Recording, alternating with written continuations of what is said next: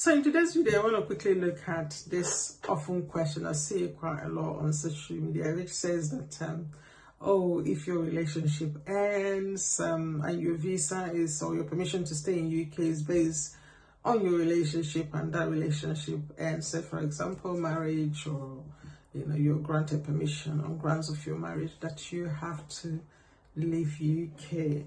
So basically, I wanted to address this. I have done a video on that, which kind of explaining, in terms of whether you have to leave UK. It depends on your decision. So this will be a situation where your marriage has come to an end and your permission to stay in UK is based on your relationship with your partner. So basically, a typical example would be like you have a spousal visa and that marriage has ended for whatever reason. What do you have to do? I did mention what you need to do. So you can either explore other, switch to other routes, which I mentioned. So if you haven't seen that video, go and watch it. But the key thing, if that is applicable to you, is actually to first of all notify Home Office. In terms of how you do that, just do go and watch my video about this, and then explore the option. Ensure that your visa, your visa that you have, ensure that it doesn't expire. So make sure, let Home Office know, about the changes of your circumstances. Ensure your visa doesn't expire. Then explore options that are applicable. So there is quite a lot of options. So this will be a situation where your permission to stay in UK is based on your relationship with your partner who is present and settled in UK. Typical example, like I've said earlier, will be a spousal visa. So, but today's video is not about that. So there's is it true that if you're a partner or you're married to a point-based system, not point-based system, rather if you're a partner of a student or a skilled worker and your relationship has come to an end, or do you have to leave UK? So basically, to answer that question, we need to look at the changes. So there is some changes that was introduced with the statement of change published in June. So this will be a situation. So it's not talking about switching. I'm going to read it in a minute. So basically, this is a requirement that, say for example, that you need to meet if you're extending your visa. So this will be a typical example where a spouse of a student or thereabout, or relationship comes to an end and they're applying, to extend their leave to remain to become a spouse of someone that is present and settled in UK. So these are two different things to someone that is a spouse of a British citizen or someone settled in UK. So these are two different things. And that one, you have options to explore. With this one, there is some changes. So the rule, or the changes to that was introduced, this is in June, published rather, statement of June published. So these are the changes made to part 8, so of the immigration. So the statement of change in terms of a person. So let me give a clear example. You are a partner or a wife or a husband of someone that is on a point-based system or a typical student, skilled worker, and then your relationship comes to an end, and you're intending to extend your leave to remain, which shows that you have leave to remain, and you're applying for an extension, but then you're applying to extend. Let's assume you're applying to extend to become a spouse of someone that is British citizen or someone settled in UK. What these changes seem to be saying is that you won't be able to do that. They're not saying that you cannot marry, if you choose to do that, but they're saying really that you have to go back to your own country to do that. I suppose this is actually a way of curtailing what, immigration, maybe the way of stopping, maybe, sham marriages. But let me quickly read this. So this changes to part 8 of immigration rules. So this under the statement of changes to immigration rules. So the actual paragraph is paragraph 284. So it talks about the requirements. So if you're someone that is applying, you're a wife, or a husband of a student, like I've said, I'm using student because as an example, which falls under the point-based system or any of the point-based system visa category, and your marriage or relationship comes to an end, and now you're applying to extend your visa to become a spouse of someone that is settled in UK.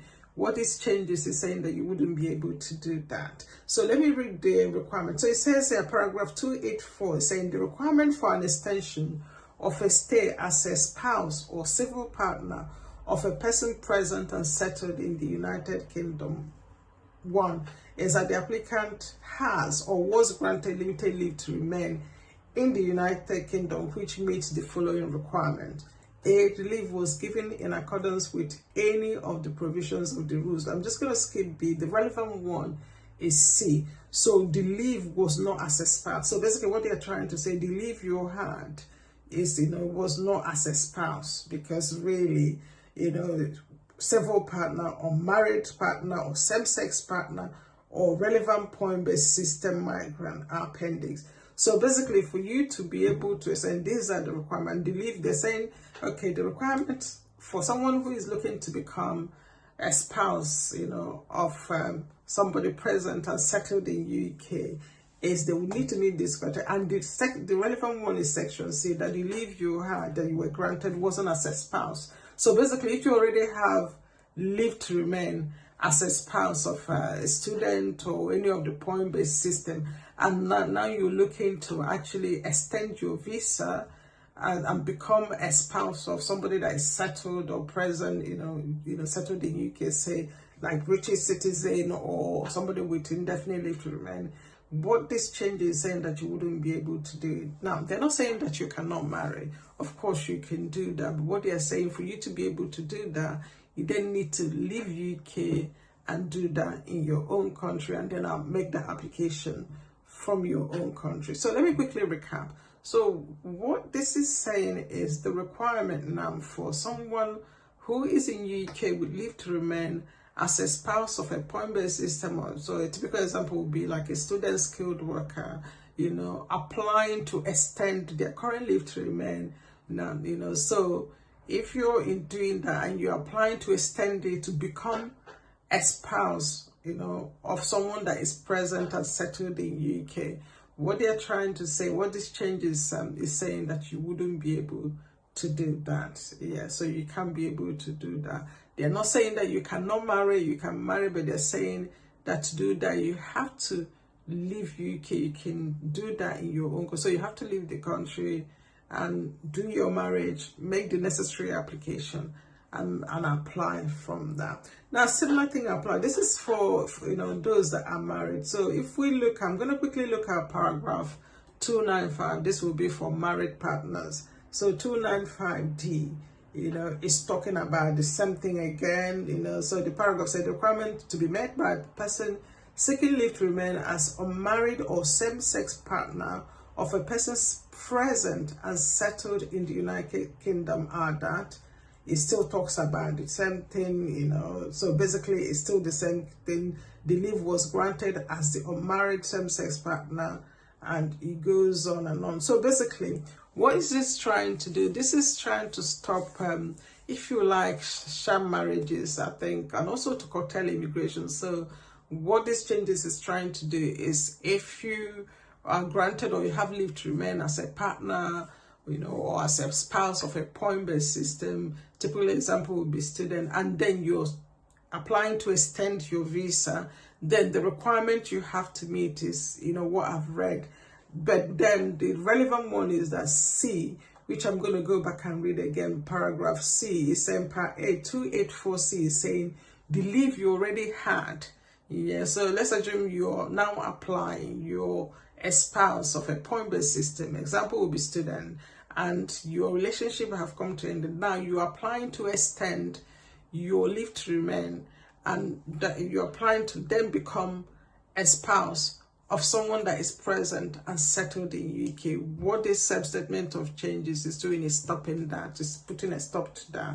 So because if you look at the requirement, it's saying the relevant one is saying that the leave you have currently was not granted, was not as a spouse.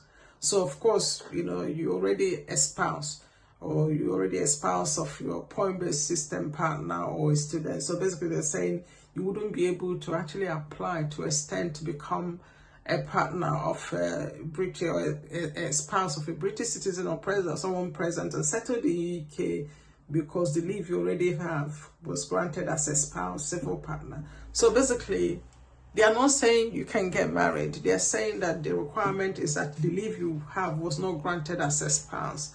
And because you're already a spouse or a civil partner or married, married or same-sex partner, so you wouldn't be able, if you already have leave on any of this category anyway, say you're granted leave, one as a spouse of your, point-based system partner, you're as a civil partner or married partner or same-sex partner, and now you're applying to extend your leave to remain to become a spouse or a partner of someone that is present and settled in UK.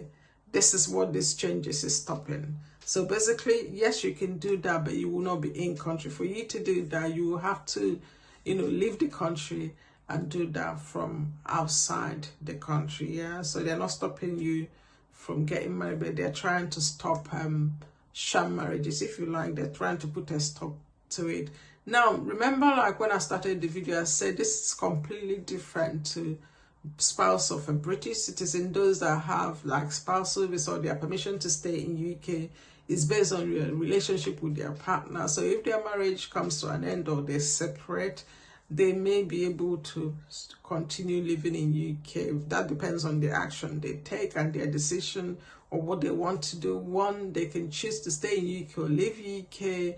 They will have to notify Home Office of the changes of circumstances. And if they choose to stay in UK, then they will need to make application to switch to another visa category.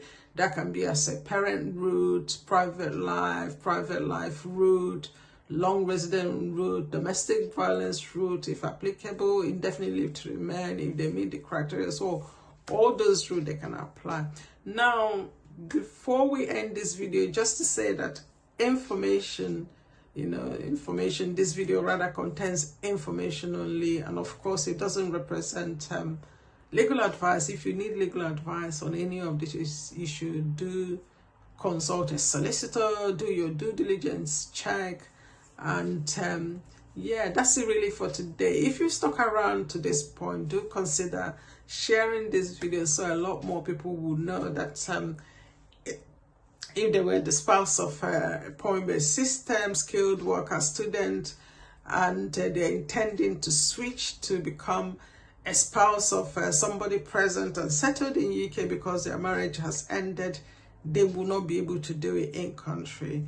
They will have to do that outside UK. I hope this video has been helpful. Thank you, and bye-bye. See you next time.